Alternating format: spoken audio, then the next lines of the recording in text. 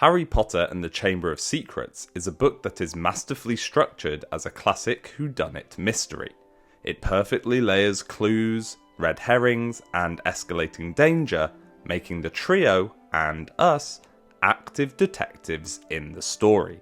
In the previous episode for my ideal vision of the new HBO Harry Potter show, the Chamber of Secrets was opened, and in this episode we dive deep into the trio's investigation. And for that reason, I've decided to name this episode after that brilliant detective-driven chapter from the book. So let's jump into my vision for Harry Potter Season 2, Episode 4, The Rogue Bludger.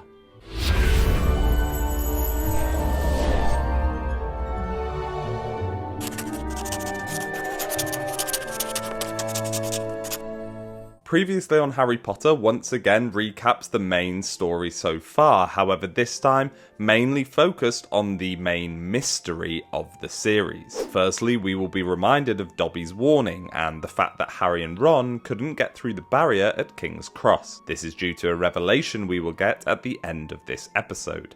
We will then be reminded of Harry's encounter with Filch and reading his quick spell letter before the incident with the sinister voice Harry hears once during detention with Lockhart, and then again at the Death Day party before the trio's discovery of the writing on the wall. Our cold open for this episode is a return to the more darker tone from the first episode. The camera moves close to the ground, almost like we're an animal skulking the floors of Hogwarts. And we get a variety of different reactions from students as we pass. Some look worried and scurry away, whilst others hiss and aim kicks at us. We then see whose point of view we were seeing, as the camera changes perspective and we see Mrs. Norris round a corner into an empty corridor. Suddenly the cat stops, her hair on end, hissing. We then hear the same sinister voice that Harry has been hearing, and the cat freezes, almost like it's been turned to stone. We cut to black, and the title sequence rolls. Before we properly start this episode, please remember to hit the subscribe button if you like this content, also like the video, and remember to hit the notification bell, as the rest of Season 2 is coming out very soon. We properly open the episode exactly where we left off, with the trio standing in front of the writing on the wall, and as they edge closer, they notice Mrs. Norris hanging next to it. Before they can leave, however, the rest of the school arrives on the scene, including Malfoy, who shouts, "Enemies of the air, beware. You'll be next, mudbloods." Like in the movie, Filch then arrives and proceeds to accuse Harry before the rest of the staff arrive. The main difference from what we saw in the movie is that the teachers and the trio head up to Lockhart's office to inspect Mrs. Norris, and the conversation in there is slightly different as well. Dumbledore assesses Mrs. Norris, while Lockhart rambles on about his many different adventures. Snape goes on to interrogate the trio and suggests that they are lying about something, and says that he thinks Harry should be kicked off the Quidditch team until he's prepared to tell the truth. However, McGonagall jumps in to defend Harry. After all, she is a big fan of her Quidditch. I want to include this version of the scene because once again it provides good character development, however this time it's for the teachers. Harry notes in the book that Dumbledore mutters peculiar words and makes complex wand movements, and I think it'll be really interesting to see this sort of performance from Dumbledore, as we never really got to see him doing any sort of magic really until I think the 5th movie. Eventually Dumbledore confirms that Mrs. Norris has been petrified, shutting up Lockhart in the process, and insists that Harry wouldn't have been able to pull off that sort of dark magic. Despite Filch's outrage, who goes on to say that Harry knows he's a squib, Dumbledore dismisses the trio from Lockhart's office. As they walk back to the common room, they have a brief discussion about everything that just happened, including the voice, Mrs. Norris, the writing on the wall, and Malfoy's reaction. Ron also explains that a squib is almost like the opposite to a muggle-born, a person born to a wizarding family but without any magical abilities. We then move into a montage where once again we see Harry attending a couple of classes and moving through hallways that are packed with students. We also see the library, almost in a time lapse, with hundreds of students coming in and out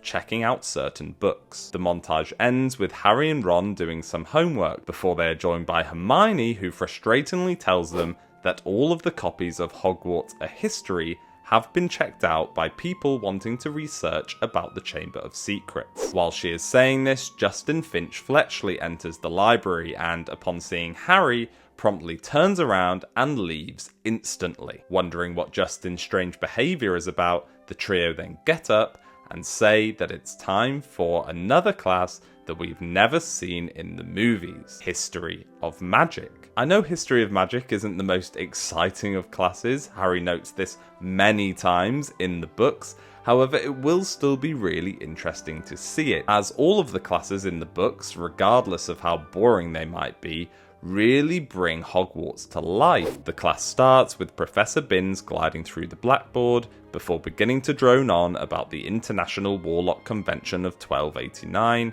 and we see the class, one by one, slump in their seats, unable to pay attention. Binns suddenly stops as he sees Hermione with her hand up, who goes on to ask Binns about the legend of the Chamber of Secrets. Reluctantly, Binns proceeds to tell the legend of how Slytherin supposedly built a chamber underneath Hogwarts that contains a monster to purge the school of all Muggleborns. Whilst Professor Binns is talking about the origins of the Chamber of Secrets, it'll be pretty cool to see a reenactment of the founding of Hogwarts with the 4 founders, as well as their eventual dispute and Slytherin leaving Hogwarts due to the Muggleborn situation. Eventually, Binns gets sick of it, saying it's a myth, and returns to his lecture. A fade to black as the class sinks back into their usual boredom, brings sequence 1 to a close. In the movie, it is during McGonagall's class that this information is given, but as I mentioned before, I think it's a perfect opportunity to finally be introduced to Professor Binns. Sequence 2 of the episode opens with the trio leaving Binns' classroom, discussing, like the rest of the class, what he had told them regarding the Chamber of Secrets. As they walk and talk, they find themselves in the same corridor where they found the writing on the wall and decide to do some investigating. They notice scorch marks and spiders desperately scurrying to escape the castle through a window. Ron, terrified of spiders due to an incident in his childhood where Fred turned his teddy bear into a giant spider, refuses to look. They then examine the flooded area near a girl's bathroom, which Hermione identifies as Moaning Myrtle's bathroom.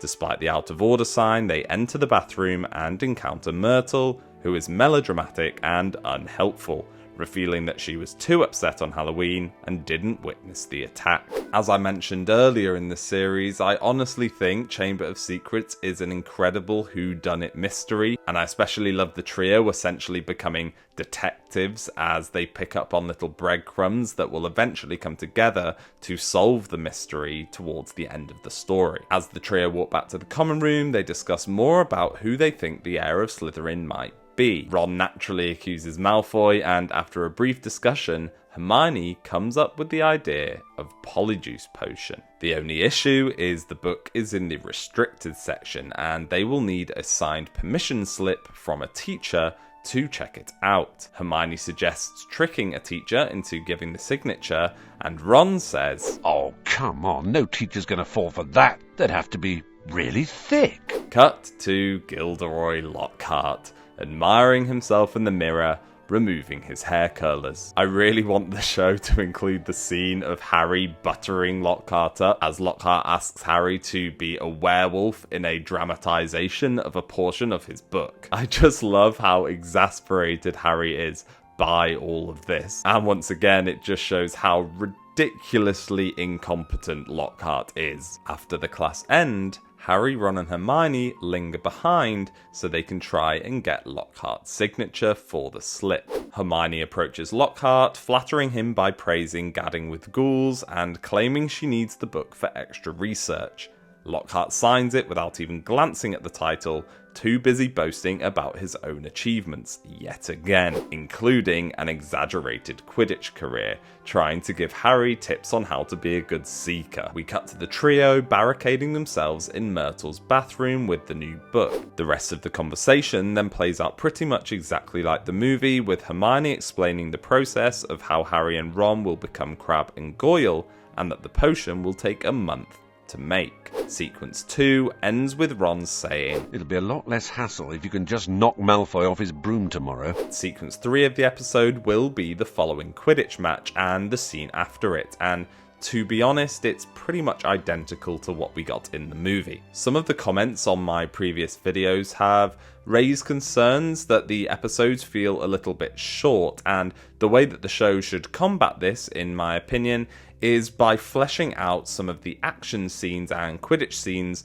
more than the brief explanation that the books often gave. The Quidditch match will start normally before a rogue bludger starts to attack Harry. Fred and George start beating it away, and after the bludger grows more relentless, they start tailing Harry like a couple of bodyguards. This is just a small addition, but again, it's just something that will make the Quidditch scene a bit more unique from the movie and flesh it out a little bit. During the team talk, Harry asks Wood to tell Fred and George to stop following him so he can focus all of his attention on the snitch. Once the game restarts, the match then proceeds exactly like the movie, with Malfoy taunting Harry whilst being oblivious to the snitch above his head, the bludger breaking Harry's arm, and Harry eventually catching the snitch. Again, like the movie, Lockhart then arrives and tries to fix Harry's arm, but instead accidentally removes all his bones. Harry stares at his arm, which now looks like a thick, flesh-coloured rubber glove. The camera cuts to black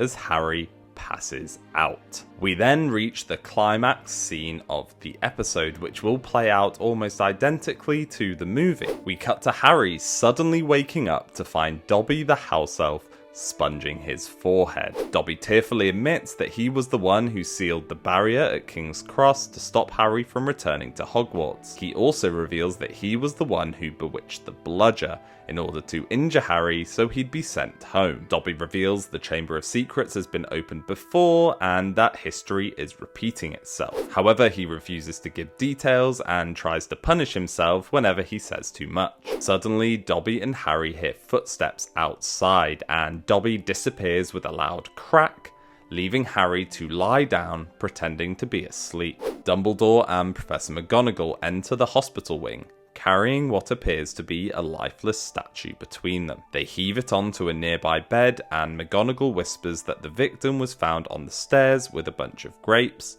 lightly trying to sneak up to visit Harry. Harry slowly raises himself to glimpse the frozen figure. The petrified victim stares blankly ahead, holding a camera up to his face in shock. It's Colin Creevey. We cut to black, and the credits roll. Once again, this episode ends slightly before the chapter, but again, I think it's a perfect cliffhanger to end on. The episode escalates the chamber mystery in new ways, like the POV shot from the victim's perspective, the teacher's discussion in Lockhart's office, and of course, Binns' history lesson. The cliffhanger of Colin Creevey raises the stakes even higher now that a student has been attacked. So what do you think of this episode? What would you like to change, or what do you like about it? Please let me know down in the comments, as well as your suggestions as a whole. Once again, if you enjoyed the video, remember to subscribe,